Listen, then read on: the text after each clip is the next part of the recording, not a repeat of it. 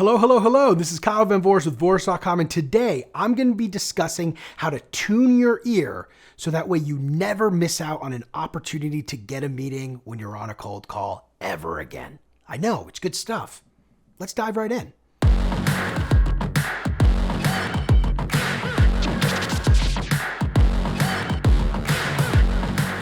Alrighty, folks, so I'm excited to talk about this next topic. When you're on a cold call, what ends up happening is the prospect will say something that indicates that there's some kind of need or challenge they need to solve or improvement they're trying to make, but often we miss it. And we miss it because, especially early on, we're not tuned to keywords that get us to ask the right question. Okay, so that's what I want to talk about today. How can we tune our ears? And what I call this is on-call alarms. And it's exactly what it sounds like. You're on a call and an alarm should go off when something is said that triggers you to ask a strong follow-up question. But especially early on, it's easy to miss. So in this video, I'm going to walk you through what on-call alarms are and how you can tune your ears to better hear them, which will increase your conversion on a cold call. So let me jump into this little document I put together so that way you can see exactly what I'm talking about. Alrighty, here we are, on-call alarms, everybody's favorite. And yes, I did edit this today at 9:30 in the morning. Okay, so what are on-call alarms? So these are statements that indicate that the prospect really has one of three things. One, the prospect has identified that something could be improved. They have taken some kind of action to improve something. And then the third one is that they have clarity, or excuse me, that indicates clarity is needed on if a problem actually exists for them, like they're a little bit unsure. And don't mind these weird underlines I use, Grammarly or whatever, and it tells me when things might be awry. But in this case, I don't think they are. If they are, let me know in the comments. So here's the number one question. How do we identify them? Great question. Well, I have a simple acronym that should be pretty easy for you to remember. NWA. That's right. Need, wish, action. What did you think it stood for? Need, wish, action. So on a call, prospects will say things that indicate there's a need, or they say something that's similar to the word need.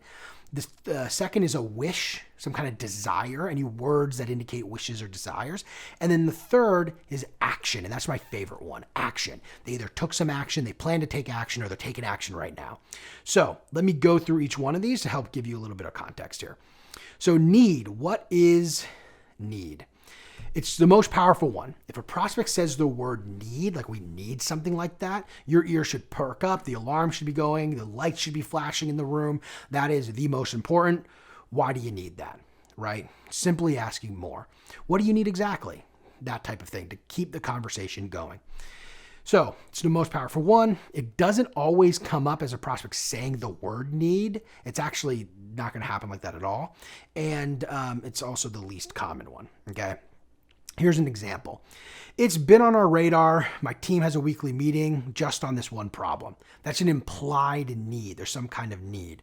Oh, interesting. So I'm curious then, why do you guys have a weekly meeting on the problem? Dive in a little bit deeper. Oh, what's the impact of that problem?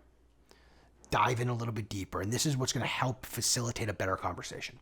All right, the second one here is wish. Okay, this is an implied desire. The prospect will never use the word wish, ever. Never. I've listened to so many cold calls, no one says the word wish. But it helps illustrate what it is. They're admitting that they're frustrated with something, and that frustration can motivate them to book a meeting. So let me zoom out so you guys can actually read this thing. Whoops. My first time using a document. I think I like it, but that was a little bit awkward.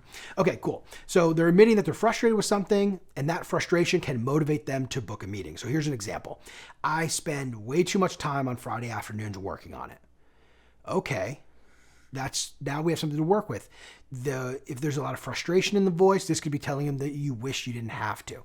And I would say, what do you mean by way too much time? I'm curious, why are you still doing that? These are some questions to dive a little bit deeper.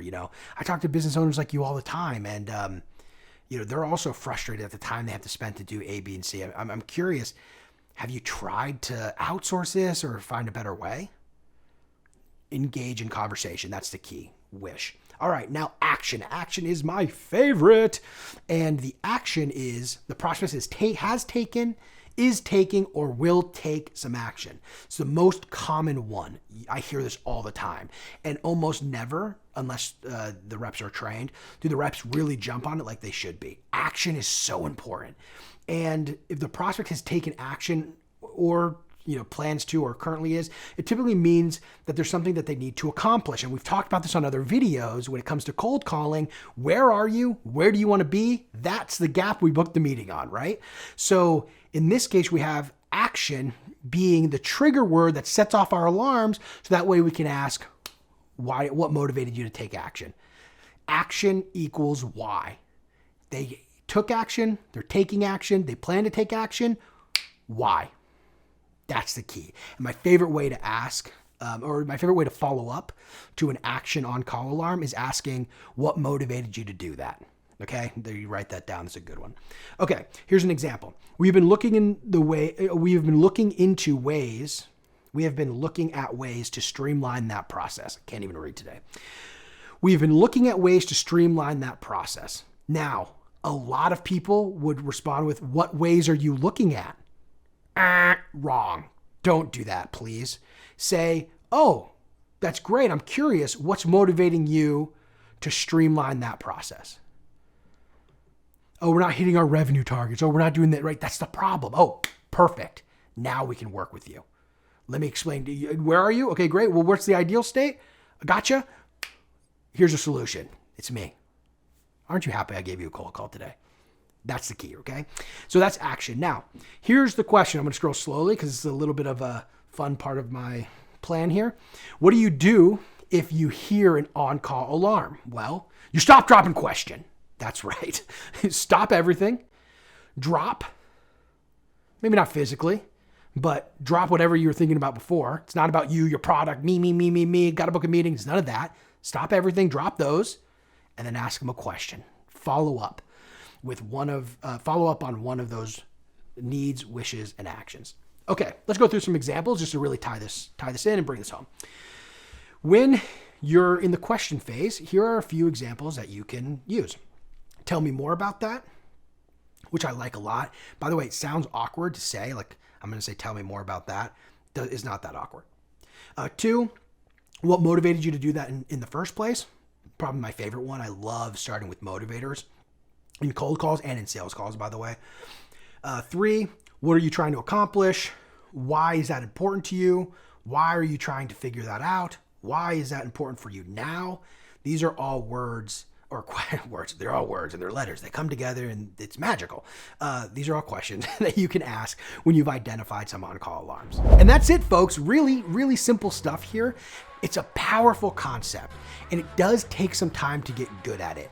What I recommend you doing is, keep this on your mind, do some calls and then re-listen to those calls and try to find areas where there were on-call alarms that you missed, and then focus on trying not to miss those moving forward. And if you keep doing that, what you're gonna find is you're gonna get better and better and better at it, and then your conversion rates are going to skyrocket. You're welcome. Hopefully that was helpful. If you like this kind of content, make sure you like, comment, and subscribe. I appreciate the time. We'll talk again soon. Drop it.